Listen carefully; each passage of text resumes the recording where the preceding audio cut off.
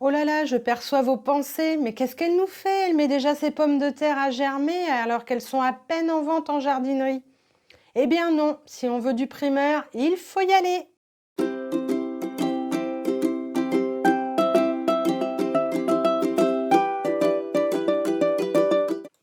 Les plants ne sont que depuis peu en vente aux consommateurs. Alors comment faire pour anticiper un peu les choses? Doit-on obligatoirement acheter des plants certifiés? Il existe plus de 100 variétés de pommes de terre pour nos jardins amateurs. Les caractéristiques des variétés portent sur la précocité, la saveur, le rendement, la forme, la couleur, mais aussi sur la bonne conservation et l'usage culinaire que l'on peut en faire. Alors, comment choisir la variété à planter? La précocité est le temps à garder les pommes de terre en terre. Les plus précoces ont une durée de 70 à 110 jours. Plus vous les garderez en terre, plus elles grossiront.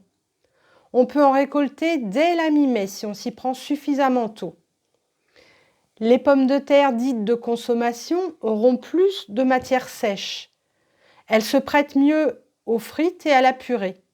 Elles nécessiteront bien souvent 110 à 150 jours de culture et seront récoltées à maturité, lorsque le feuillage sera sec et jauni.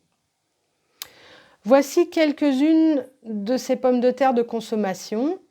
Agatha, Apollo, Artémis, Bernadette, Binge, Carlita, Désirée, Élodie, Jeannette, Mona Lisa, Rosabelle, Safrane, Samba, Sirtema, Spunta, Smenster. Les pommes de terre à chair ferme sont Amandine, Belle de Fontenay, BF15, Charlotte, Chérie, Cyrielle, Corolle, Gourmandine, Linzer Délicatesse, Nicolas, Pompadour, Rat, Roosevelt. Les plants certifiés sont garantis sans virus et aptes à se développer correctement. Certains sont déjà germés, aucun préparatif n'est alors nécessaire.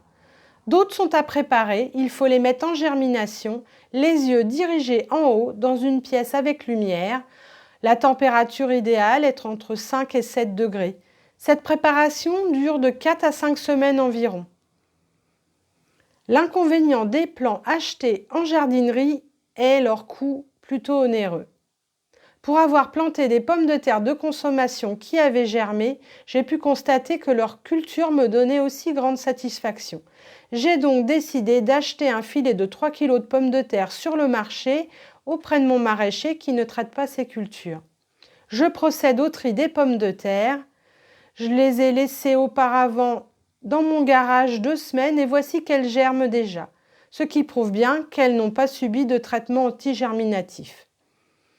Je commence très tôt à étaler les pommes de terre en vue de les faire germer. Sinon, les germes finissent par grandir et ils s'emmêlent dans le filet et filent en longueur, ce qui rend le démêlage difficile, augmentant le risque de casse des germes. La cagette sera ensuite exposée dans ma véranda non chauffée sur une étagère à la lumière du jour. Les pommes de terre seront à mettre en terre mi-mars dans le meilleur des cas, quand cette dernière commencera à se réchauffer à environ 10 degrés. On dit que l'on peut planter les pommes de terre à la floraison du lilas. Attention, elles craignent le gel. Il faudra donc faire très attention et les protéger dès lors que les feuilles sortiront de terre. Un tunnel ou un voile de forçage peuvent suffire à les protéger. Elles peuvent aussi être couvertes de foin. La mise en pot de plants. Pour avoir une petite récolte primeur plus précoce, je mets une dizaine de plants en godet. Ainsi, ils vont pouvoir commencer à se développer en terre et je repiquerai le plant déjà bien avancé en godet en le protégeant du gel ou je le mettrai en serre. Cette astuce m'a été indiquée par un agriculteur en retraite. Ainsi, il gagnait plusieurs semaines par rapport à moi. Vous me direz, alors pourquoi ne pas tout faire ainsi ? Eh bien, l'inconvénient reste la consommation de terreau pour remplir les pots, qui doivent être assez gros et bien sûr, la place pour les stocker avant de les planter. C'est pourquoi je ne vais faire que peu de plants ainsi.